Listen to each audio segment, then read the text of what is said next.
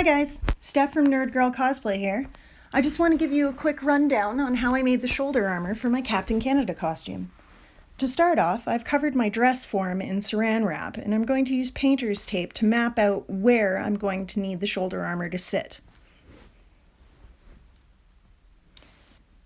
After putting the painter's tape on, I recommend that you use two different colored markers, one for your rough draft of where you want the pattern, and then a darker color for where you're going to cut the pattern off. Ensure that you're putting little markers as to where the pattern matches back together after you've cut it off. Also mapping out where I need to put the D-links for everything to attach together. Now time to cut it apart.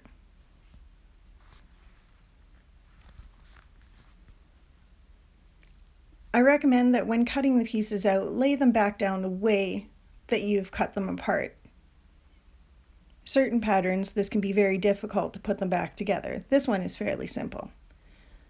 Now, after doing your pattern, it's time to map it out on your lining and your foam. First, I'm starting with very thick interfacing. I like to use this on the insides of my armor just for the added comfort and fluffiness of it all, instead of being hard and pokey. Now, you're going to trace this onto foam and interfacing, both shoulders. It does take quite a while. Don't forget about the lines to match the patterns up later.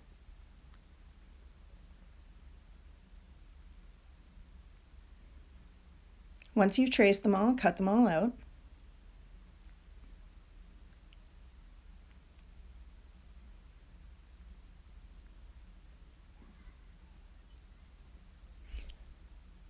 I recommend when doing your patterning to flip your pattern. A keen eye will notice that I forgot to do this when I started the left one and had to go and redo it.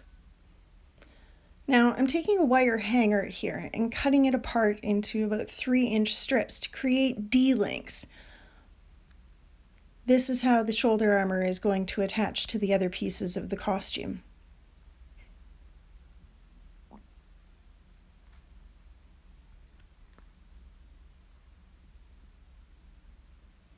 Cutting out my elastic that wraps around the D-links. Now, I'm going to take my pattern after I've cut it out of the foam and everything and pin it to the mannequin to ensure it all fits together the way I hope it does. This time around, I got lucky and it does. Now, time to put it together. I'm using good old-fashioned duct tape on the inside of this interfacing just because I'm cheating and I'm on a time crunch.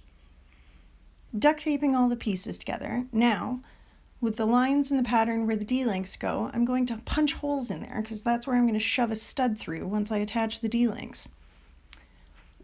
Covering it in foam now, all of these pieces, stick it on there. You can either use hot glue or cheat like I did using adhesive foam in this case. Gluing on the D-links and then running the studs all the way through and pinching them closed.